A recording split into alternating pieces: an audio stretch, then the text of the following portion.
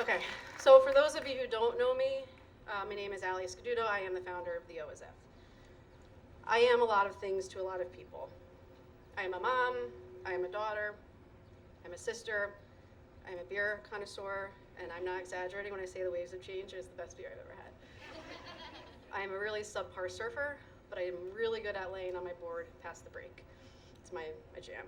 I went to a great college and was an All-American field hockey player, broke a number of college records. I've traveled the world and had many adventures. I graduated from law school with honors and am a full-time practicing corporate lawyer today. I am a lot of things. I'm telling you this not because I think I'm so accomplished, I'm not. I'm telling you this because on top of all of these things, I'm also a survivor of child abuse from a non-blood relative many years ago. And while I'm the one standing here in front of you tonight, quite exposed, I am not alone. 1 in 3 women and 1 in 4 men will be in an abusive relationship in their lifetime right here in New Jersey. Statistically speaking, this is over 100 of you out there tonight. And if I ask for a show of hands, I'm sure that almost all of you know someone, a loved one, only a degree or two away that has been abused or been a victim of domestic violence. Abuse does not discriminate. It comes in many forms and transcends every community, every race, every socioeconomic level, and exists quite prevalently right here in southern Monmouth County. Most often, those who are in an abusive relationship or who have survived one do so alone and in silence. And in the first 35 years of my life, I spoke of my experience to no one, other than my girl's dad and best friend since I was the age of 11. But I was lucky. In spite of my silence, I learned quickly how to compartmentalize the pain, suppress the trauma, and go on to achieve many successes and live a happy life, do all of the things. Studies show that for kids like me, having a good support network, in addition to having parents who are reliable sources of comfort and strength, results in one of the most powerful protections against becoming traumatized. I had loving parents and family and was always surrounded by tons of friends, but not every survivor can be so lucky. Despite all the love and support that I always had, I've always felt a bit alone and a little bit different, and if you are a survivor, you know exactly what I'm talking about. I recognize now that what happened to me as a child has impacted all of my relationships and how I experience life. It has changed how I think, how I act. Neuroscience has given us a better understanding of how trauma and life experience change the function and structure of the brain and how it even can affect the genes that you pass on to your children. But that is only part of it. I recognize now that being silent and not talking about the abuse and my experience my entire life was not helpful, and that the silence surrounding abuse and the stigma attached to it that strongly discourages women from speaking up is not helpful either, to survivors and to society at large. An unexpected thing happened a few years ago when I discovered surfing. I finally began to confront the trauma that I had buried deep within and begin to heal. I'd always loved and been drawn to the ocean, as many of us are here. It was not just a safe haven for me in hard times, but a place where I enjoyed my best times and would go for perspective and to dream. I'd always been intrigued with surfing and wanted to learn how to surf for years, but couldn't find any friends to do it. The water was always too cold, the waves were too big, there were sharks, blah, blah, blah. The list went on. A few summers ago, I said, screw them all, I'll go at it alone. I booked myself a summer of surf lessons, or what I would soon find out to be a summer of severe ass kickings by the ocean. However, the more time I spent in the sea that summer, the better. No matter the conditions, and when I got back on land and had bruises or dry hair, I always felt better. Always. Better physically, emotionally, and spiritually. Over time, I began to realize that slowly and steadily the ocean was healing me. I've spent a lot of time learning about surf therapy and surfing as a therapeutic tool, out of a curiosity and amazement for the impact that surfing had on me. And I've learned that since trauma is not just a psychological in-your-head kind of thing, trauma is held and felt in the body. So certain types of so-called bottom-up types of therapy, such as surf therapy, art therapy, these sorts of things, which get you out of your head and requires you to focus and be fully present using all of your senses, have proven especially powerful with trauma healing, and are oftentimes more successful than traditional top-down therapy, such as talk therapy. In addition, there's all sorts of scientific studies why the ocean is healing. I don't pretend to understand them, I just love experiencing it. On top of all this, I believe that the ocean can teach us so many lessons about resilience, failure, and surfing falling is part of the process and something to be celebrated. And just going with the flow. Here's the train. That summer, I came to appreciate the power the ocean holds to help strengthen and heal us. And I wanted to share this simple truth that I had discovered, one that I think most ocean lovers know deep down but do not consciously appreciate, and harness it in a way that would empower other women and girls and help them build courage and discover the strength and greatness that they have within. And moreover, I wanted to introduce this power to other survivors with the hope that it'd be as useful a tool to heal as it was for me. It was from my experience that summer that the idea of the OisF was born.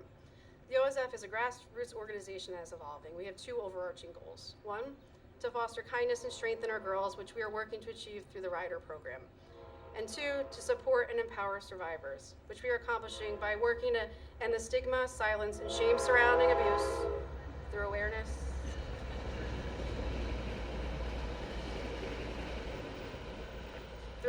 advocacy, and conversation, and by getting more women and children who have suffered abuse or been exposed to domestic violence in, near, or around the ocean so they can experience the power of the sea to heal.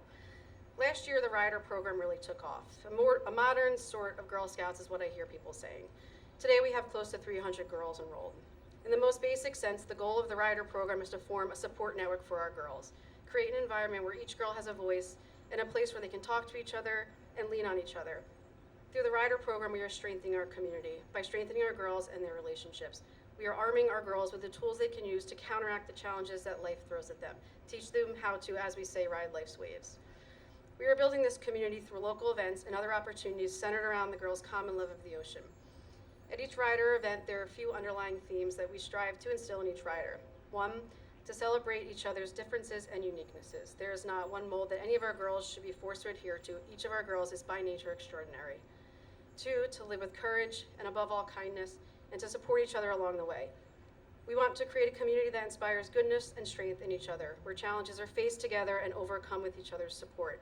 And three, to always give back to the community as often and as meaningfully as you can. The Riders have accomplished a lot with the OisF since the event last year. They've engaged in hours of community service, doing multiple beach cleanups, and over the holidays making Christmas stockings for children living in 180 safe homes. At a recent cooking event, the girls learned about healthy relationships while making healthy snacks. A few weeks ago, the girls discovered a new hobby in sewing and gained confidence by trying something new. They have stand-up paddles together and learned about the importance of standing up for themselves and others, being upstanders in life and not bystanders. They bonded and built each other's trust through partner yoga on the beach, among so many other things. And in a few weeks, we'll have our kickoff stand-up paddle event with Endless SUP in Manasquan. Being a girl growing up in my day was not easy, but is not much easier today. As the mom of two daughters, I want to raise strong girls, but as a community and people, we need to raise strong girls. It makes me so happy to see so many men here tonight. Your role as fathers, husbands, uncles, brothers is so important to what the OisF is trying to achieve, and I thank you for being here and helping to support our mission. We, men and women, have a lot of work to do. Empowering our girls is critical and a no-brainer for most, but what I think is equally as important is celebrating the strength of survivors, those whose power was stolen from them, and supporting them in a way that helps them heal and gives them a voice. Which leads me to my second purpose, to support and empower survivors.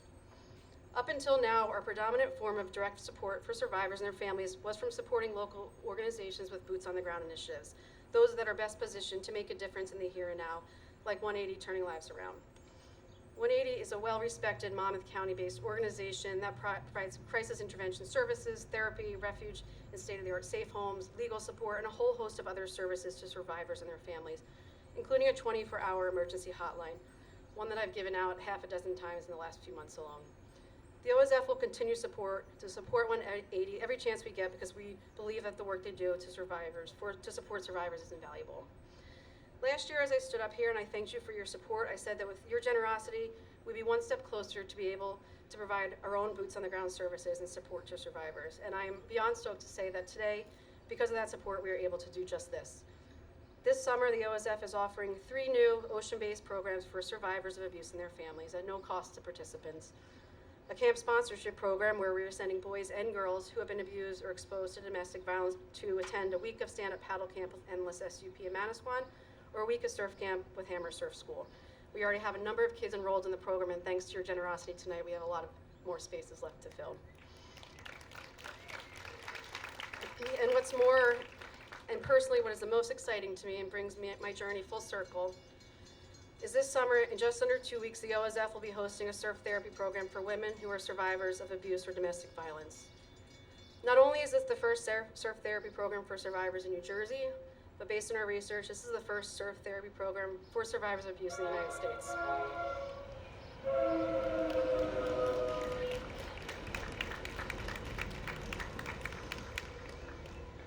We are super lucky to have Meg Comer, who is here tonight. I saw her somewhere, As an experienced surf therapy practitioner and co-chair of the International Surf Therapy Organization conference this year, work with us on the program and have instructors from Hammer Surf School and Sam himself provide the surf instruction for the women. This is another one of those times where I cannot possibly find the words to thank Sam and Nicole, Meg, and Nina and Brian Baldessere and the Endless SUP team for all they're doing for the OisF and for helping us make these goals a reality. A simple thank you does not do justice to the degree of gratitude I feel for them and the gift that they are giving these women and children. There are still spots open in all of our programs, so if you know of any women or children who might be of need, please tell them to go to the website and all the information is there for them. Supporting those who have already been exposed to abuse and introducing them to a new tool to help them heal is only part of our work. The other equally as important part of the OisF's work is raising awareness and acting as a vehicle to promote conversation about abuse. In order to reduce the stigma of abuse and the shame and guilt associated with it and truly support survivors, we need increased awareness of the prevalence of abuse in our communities and the extent of the trauma it causes. And we need to have honest, hard discussions about it. Many women are struggling and doing so alone and in silence.